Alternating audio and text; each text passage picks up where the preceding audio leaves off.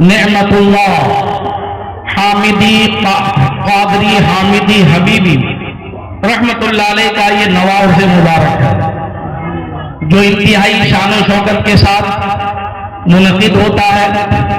बूझी दर्रा के लोग, धामनगर शरीफ के लोग, भद्रक के लोग, उड़ीसा के लोग और साथ ही हजरत के जो मुरीदीन का हल्का है, जहां जहां तक आपका हल्का है वहां वहां तक, बिलखुसूस हमारे शहर कोलकाता के बहुत सारे लोग आते हैं और आप लोग की मेहनतों से अल्हम्दुलिल्लाह ये उर्स अपना मानवी और हकीकी दोनों एतबार से एक बेहतर मंजर पेश करता नजर आता है। यकीनन हम बूझी दर्रा के लोगों की हिम्मत को, जुर्रत को, आपके हौसले को सलाम कहते हैं कि आप अल्हम्दुलिल्लाह एक ऐसे वैसे नहीं, बल्कि एक ऐसे कारी,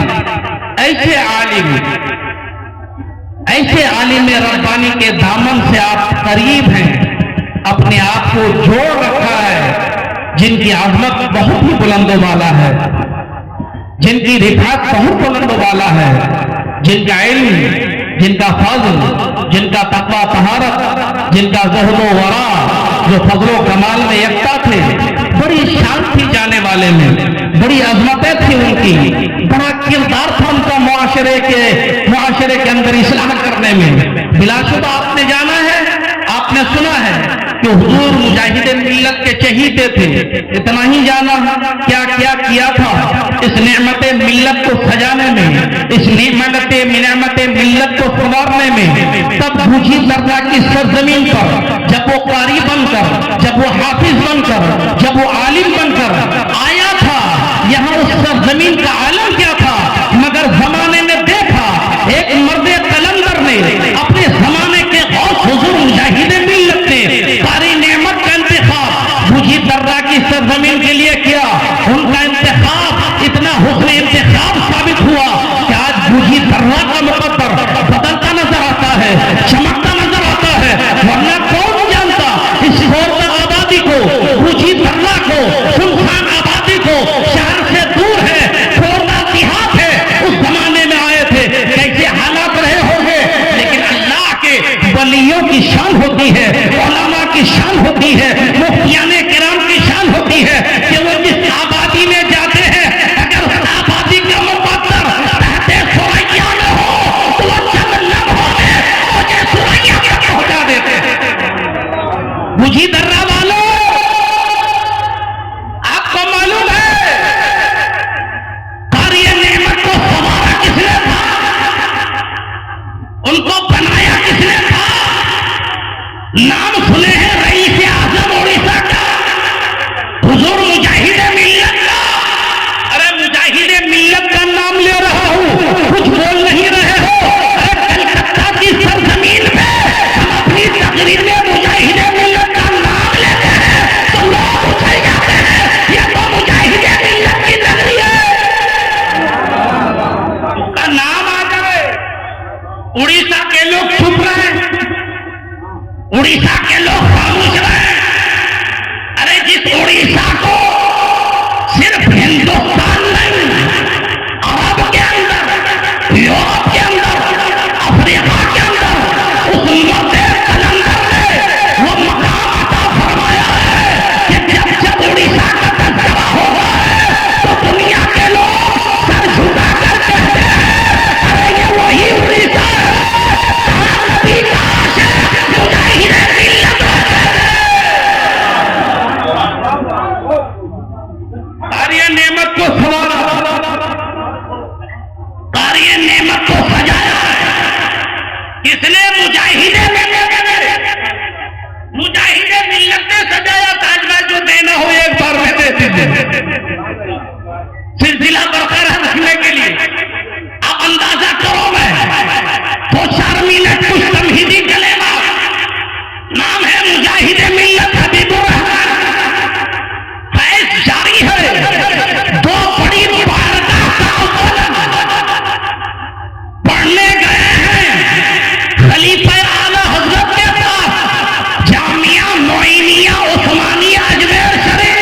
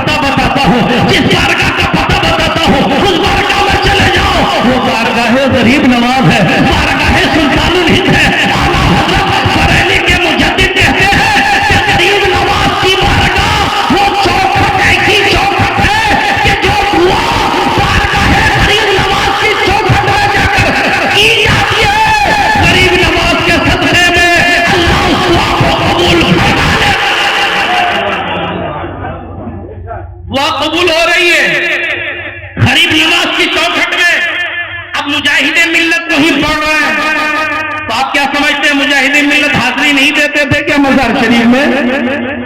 क्या वो दुआ नहीं करते थे? अरे गरीब नवाज की बारगाह में मुजाहिदीन मिल्लत हाजिरी भी देते थे, दुआ भी करते थे। औलाद तो उन्हीं की है ना, खानदान तो वही है ना, हजरत अब्बास की औलाद से है, हाशमी है, मुत्तलबी है, कुरैशी है, नबी के खानदान का खून उनके जिस्म में है, हजरत मुजाहिदीन मिल्लत का। अब इल्मी शजारा देखिए, अजमेर में पढ़ रहे हैं, बरेली का इल्मी फैजान जारी है, गरीब नवाज का रूहानी फैजान जारी है। जब बरेली का इल्मी फैजान जारी होता है, अजमेर का रूहानी फैजान जारी होता है, जब कोई बच्चा तैयार होगा, जब वो आशरे में आता है, तो बरेली और अजमेर के संगम के इल्मी रूहानी फैजान से मालामाल होकर जो बच्चा तैयार होता है, दुनिया उसी बच्चे को मुजाहिदीन मिल्लत कहती है। उसी को मुजाहिदीन मिल्लत कहती है। आपको मैं बताऊं, मुजाहिदीन मिल्लत तक इमाम अहमद रजा का फैजान दो तरह से आया, दो वास्ते से आया, दोनों वास्ता है लाजवाब। जब थे बनारस में मुजाहिदीन मिल्लत,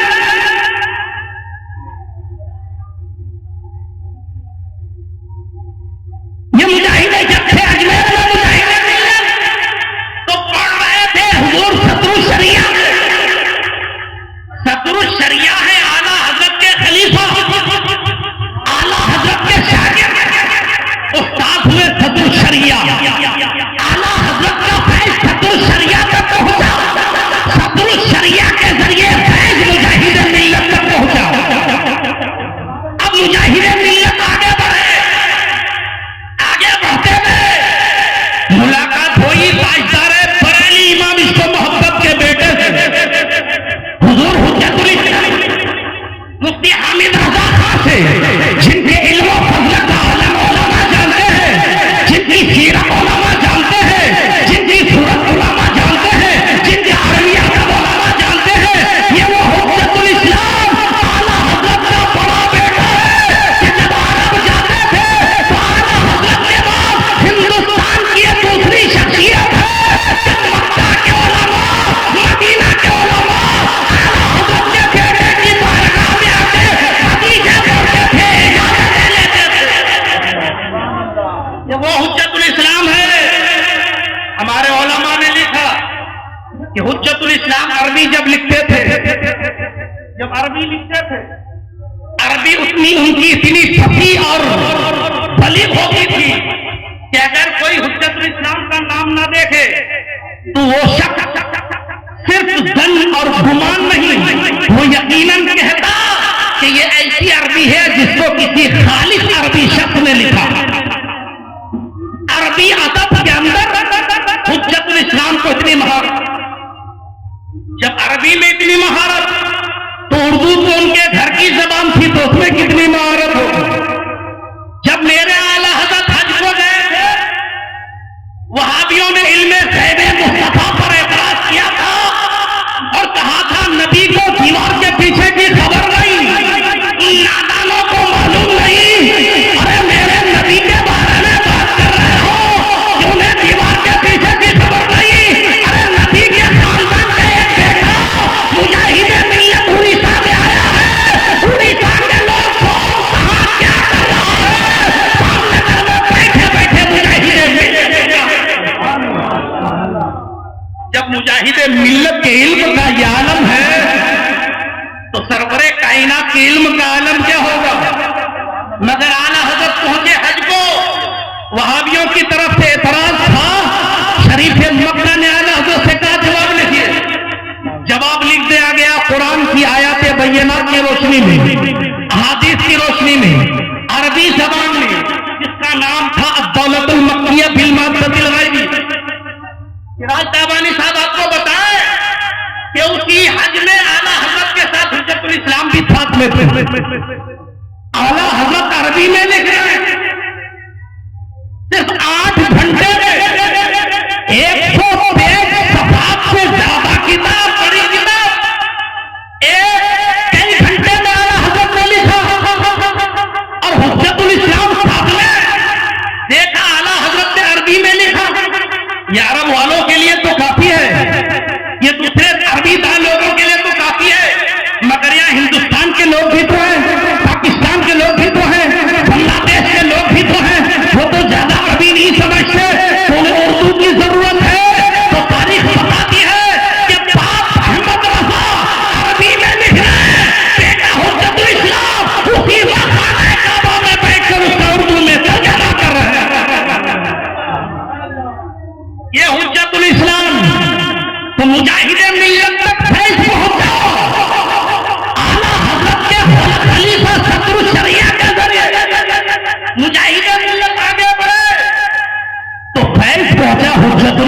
के जरिए आला हजरत के बड़े बेटे ने हुजूर मुजाहिदे मिल्लत को खिलाफत से नवाजा, इजाजत से नवाजा।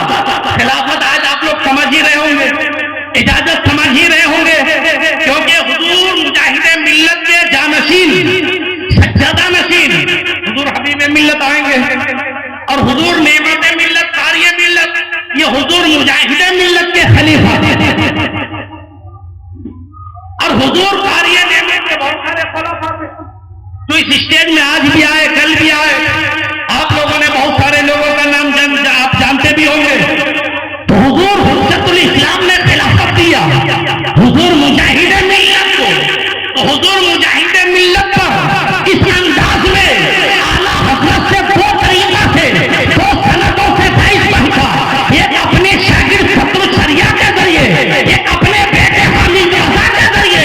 और हुज्जतुल इस्लाम हामिद रजा ने जब मुजाहिदे मिल्लत को अपना खलीफा बनाया है, तो हुजूर मुजाहिदे मिल्लत ने हजरत हुज्जतुल इस्लाम का दामन इस अंदाज में संवारा कि बावजूद इसके कि सिर्फ उनके खलीफा के मुरीद नहीं, मगर जिंदगी भर सिलसिला रज़िया में लोगों को मुरीद करते रहे।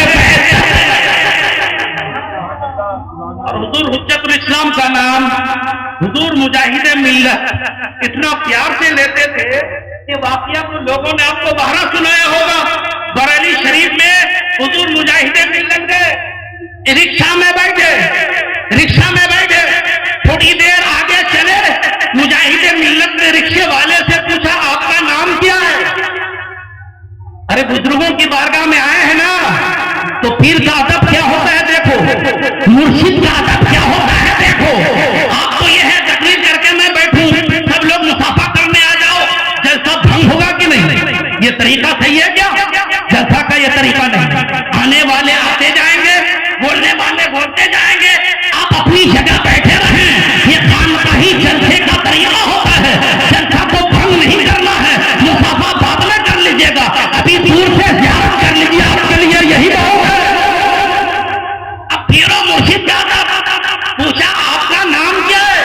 रिक्शा में बैठे हैं, रिक्शा वाले से मुजाहिदे मिल्लत पूछ रहे हैं आपका नाम क्या है? उन्होंने कहा मेरा नाम हामिद रजा। जैसे ही रिक्शे वाले ने अपना नाम हामिद रजा बताया, मुजाहिदे मिल्लत कूद करके रिक्शा से उतर गया। रिक्शा वाला भी डर गया कि हुजूर ये अचानक क्या हो गया?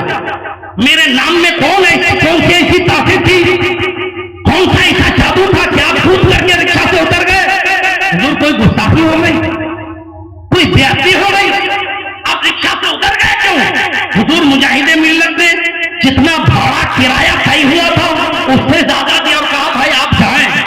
वो रिक्शा वाला का हुजूर ये मामला मुझे समझ में नहीं आ रहा है, आपने सिर्फ मुझे नाम पूछा, मैंने नाम हामिद रजा बताया, अब उतर भी गए, भाड़ा भी बहुत ज्यादा दे रहे हैं, कुछ समझ में नहीं आ रहा है। हुजूर समझा तो दें, अब मुजाहिदे मिल्लत अपने मुर्शिद इजाजत का अदब व एहतराम, ताज़ीम व तौक़ीर समझा रहे हैं। कहते रिक्शा वाला तुम्हें समझ में नहीं आया, बात असल में यह है कि तुमने जो नाम हामिद रजा बताया यही नाम मेरे मुर्शिद इजाजत का भी है, यही नाम मेरे मुर्शिद इजाजत का भी है। इसलिए मैं उतर गया अदबन कि मेरे मुर्शिद का जो नाम हो उसी हम नाम शख्स के रिक्शे पर मैं चलूं। कल अगर मेरे मुर्शिद ने कह दिया हबीबुर रहमान तुमने मेरे नाम का कोई लिहाज नहीं किया, तो मैं क्या जवाब दूंगा? तो मैं क्या जवाब दूंगा? इसलिए मैं अदबन उतर गया। आप जाइए, किराया लेकर चले जाइए, मैं यूं ही चला जाऊंगा। ये मुजाहिदे मिल्लत का किरदार है कि अपने मुर्शिद से, अपने पीर से, अपने शेख से जितनी मोहब्बत करते हैं तो उनके नाम से भी इतनी मोहब्बत, उनका कोई हम नाम आ जाए तो उनके रिक्शे पर चढ़कर जाना गवारा। अरे नेमत के चाहने वालों, मुजाहिदे मिल्लत के इस वाकया से क्या सबक मिला? कि अपने पीर से मोहब्बत होनी चाहिए, उनकी अदाओं से मोहब्बत होनी चाहिए, उनके नाम से प्यार होना चाहिए, उनके किरदार से प्यार होना चाहिए। और हमने कार्य नेमत के किरदार के बारे में सुना है, एक किताब में पढ़ा है कि उनका इल्म फज़्ल भी लाजवाब था, ज़ुहद व तक़वा भी लाजवाब था, शहादत भी लाजवाब थी, पाकिस्तानी भी लाजवाब थी, शाह जलाल भी लाजवाब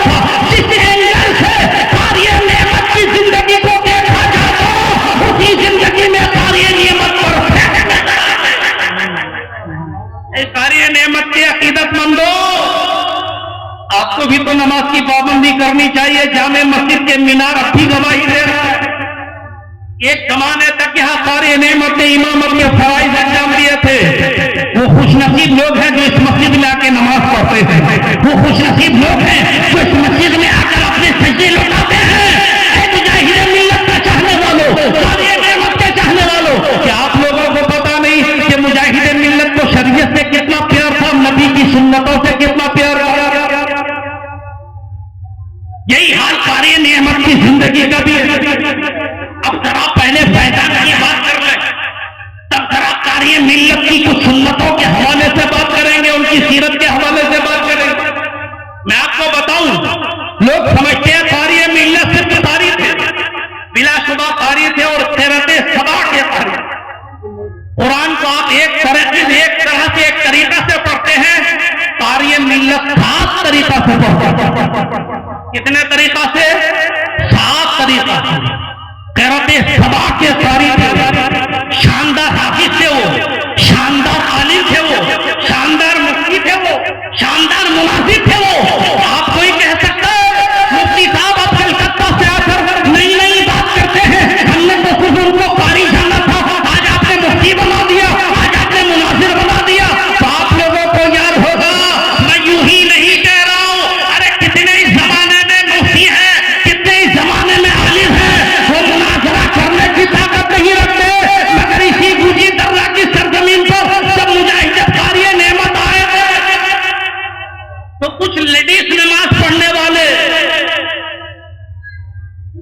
अभी सैयद साहब ने बताया, औरतों की नमाज कुछ और है, मर्दों की नमाज का तरीका कुछ और है, औरतों की नमाज का तरीका कुछ और है। हरकतों सकनात के एतबार से औरतों को हाथ उठाना है अपने कांधे तक, मर्दों को हाथ उठाना है कान तक, मर्दों को हाथ बांधना है नाक के नीचे, औरतों को हाथ बांधना है सीना के ऊपर। ये मर्द और औरत की नमाज के दरमियान डिफरेंस है, फर्क है। मगर आज न जाने कुछ लोगों को क्या हो गया है कि अल्लाह ने अच्छा खासा मर्द बनाया है और वो लेडीज नमाज पढ़ रहा है, लेडीज नमाज पढ़ रहा है। इस लेडीज नमाज पढ़ने वालों से बचो। ये लेडीज नमाज पढ़ने वाले कार्य नेमत के दौर में पैदा हुए। यहां गुजी दर्रा की धरती पर कार्य नेमत की आंखों से आंखें मिलाने की ताकत होना थी। इधर उधर बातें उड़ाने लगे, खत लिखने लगे।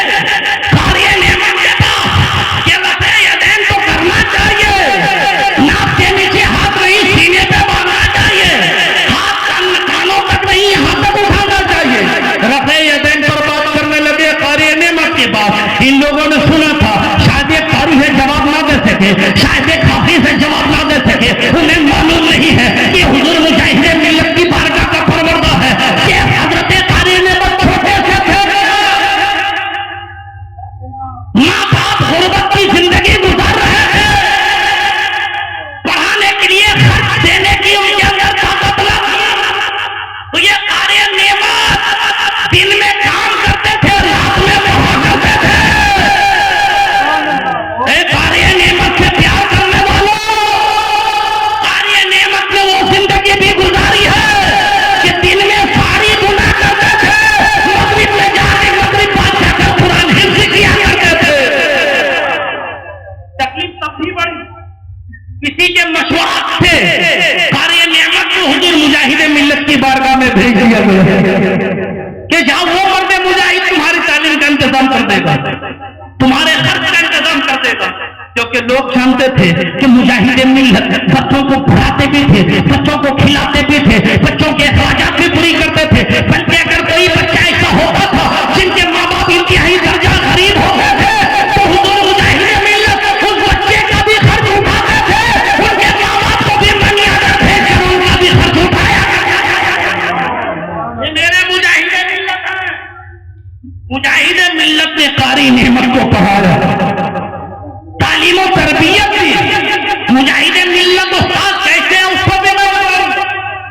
हुजूर मुजाहिद मिल्लत ने इनकी तालीम का बंदोबस्त किया, तरबियत का बंदोबस्त किया। पढ़े लिखे बड़े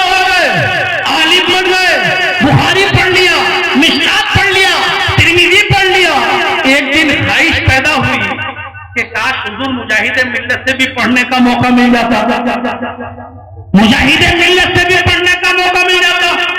पहुंचे मुजाहिदे मिल्लत की बारगाह में, अर्ज़ क्या हुजूर मैं आपसे पढ़ना चाहता हूँ बुखारी शरीफ, ताकि मैं बुखारी आपसे पढ़ लूंगा, मुझे बुखारी पढ़ने की पढ़ाने की इजाजत मिल जाएगी, सनद मिल जाएगी। हुजूर मुजाहिदे मिल्लत कहते हैं नेमतुल्लाह मेरे पास तो ज्यादा वक्त नहीं है कि मैं तुम्हें बाज़ाब्ता पढ़ाऊं, ऐसा करो मैं जा रहा हूं हज करने के लिए, तुम भी मेरे साथ जा रहे हो, बुखारी शरीफ अपने साथ ले लो, अपने साथ ले लो। ये बात सुन लीजिए, अपने साथ बुखारी ले लो। अब अभी की तरह तो नहीं है कि बाज़ाब्ता क्लासरूम बने हैं, टाइम खास है, टीचर आ रहा है स्टूडेंट को पढ़ा रहा है। वो मुजाहिदे मिल्लत थे, वो हाफिज़े मिल्लत थे, वो सदरुल शरिया थे, वो मुफ्ती आज़म थे, वो हुज्जतुल इस्लाम थे। अरे वो घर में रहे तो वही मदरसा है, वो सफर में रहे तो वही मदरसा है, वो स्टेशन में रहे तो वही मदरसा है, वो जहाज में रहे वही मदरसा है, वो मक्का में रहे वही मदरसा है, वो मदीना में रहे वही मदरसा। मुजाहिदे मिल्लत ने कहा नेमतुल्लाह बुखारी शरीफ साथ में ले लो, मेरा साथ चलो। इन्होंने अपने सामान के साथ बुखारी शरीफ भी ले लिया। पानी जहाज से उस जमाने में हज होता था, पानी जहाज में बैठ गए। अब हजरत नेमतुल्लाह फरमाते हैं कि मैं पानी जहाज में बैठा, बुखारी शरीफ निकाला, मुजाहिदे मिल्लत पढ़ाने लगे, जहाज चलता रहा, बुखारी का दर्द चलता रहा। मक्कातुल मुकर्रमा पहुंचे, मस्जिद हराम में मुजाहिदे मिल्लत मुझे बुखारी पढ़ाते रहे। मस्जिद हराम से मस्जिद नबवी पहुंचा, वहां मुजाहिदे मिल्लत मुझे बुखारी पढ़ाते रहे। अब मैं आपको बताना चाहता हूं कि कौन सी बुखारी है ये। कुछ लोग इसी बुखारी को देखकर कहते हैं कि नहीं, नमाज जो मर्द लोग पढ़े उन्हें हाथ सीने ही पे बांधना चाहिए, बुखारी में है। बार बार कान से हरफ यदैन करना चाहिए, बुखारी में है। इन नादानों को क्या मालूम कि बुखारी किस कैफियत में लिखी गई और बुखारी शरीफ का दर्जा क्या था। अरे बुखारी शरीफ को लिखने वाले इमाम बुखारी इतने बड़े आशिक़े रसूल कि जब बुखारी शरीफ लिख रहे थे मस्जिद हराम में बैठकर, तो लिखने की कैफियत का आलम यह था, इसके मुस्तफा का आलम यह था कि एक हदीस लिखना चाहते हैं, इमाम बुखारी गुस्ल फरमाते हैं, वुज़ू बनाते हैं, इतर लगाते हैं, अच्छा लिबास पहनते हैं, इस्तिखारा करते हैं, नबी का इशारा होता है तब इमाम बुखारी हदीस पाक बुखारी में लिखते हैं। वो बुखारी के इस अंदाज में लिखी गई हो, मुहब्बत के इस अंदाज में लिखी गई हो, अगर उस बुखारी को कोई गुस्ताख पढ़ेगा समझ पाएगा? उस बुखारी को कोई वहाबी पढ़ेगा समझ पाएगा? उस बुखारी को कोई गैर मुक़ल्लिद अहले हदीस पढ़ेगा समझ पाएगा? वो नहीं समझेगा। उसका आलम तो ये होगा कि बेइश्क़े बुखारी जो पढ़ते हैं बुखारी, बेइश्क़े मोहम्मद जो पढ़ते हैं बुखारी, आता है बुखार उन्हें, आती नहीं बुखारी। अरे बुखारी शरीफ को इमाम बुखारी ने, एक आशिक़े रसूल ने इसी की कैफियत के साथ लिखा था। अब इमाम बुखारी का नाइब अपने ज़माने का इमाम बुखारी, जब बुखारी शरीफ हदीस रसूल, हदीस की सबसे बड़ी किताब बुखारी शरीफ, हदीस रसूल को मदीनत रसूल में, बारगाह रसूल में मुजाहिदे मिल्लत नेमते मिल्लत को पढ़ा रहे होंगे, तो उस पढ़ाई का और उस तरह बुखारी के मुल्क का आलम क्या होगा? मक्का में पढ़ा रहे हैं बुखारी, मदीना में शरीफ में पढ़ा रहे हैं बुखारी। पढ़ाने वाला मुजाहिदे मिल्लत, पढ़ने वाला कारी नेमत। अंदाजा कीजिए। और दोनों आशिक इसलिए कि मुजाहिदे मिल्लत को इसकी खैरात मिली है बरेली से, बरेली से। और बरेली का मुजद्दिद वो आशिक़े रसूल जो दुनिया में रहते हुए पूरी दुनिया के अंदर इसने रिसालत का ऐसा शान दुनिया वालों को पिलाया है, चाहे वो मक्का वाला हो या मदीना वाला हो, अरब वाला हो या जम वाला हो, हिंदुस्तान वाला हो या पाकिस्तान वाला हो,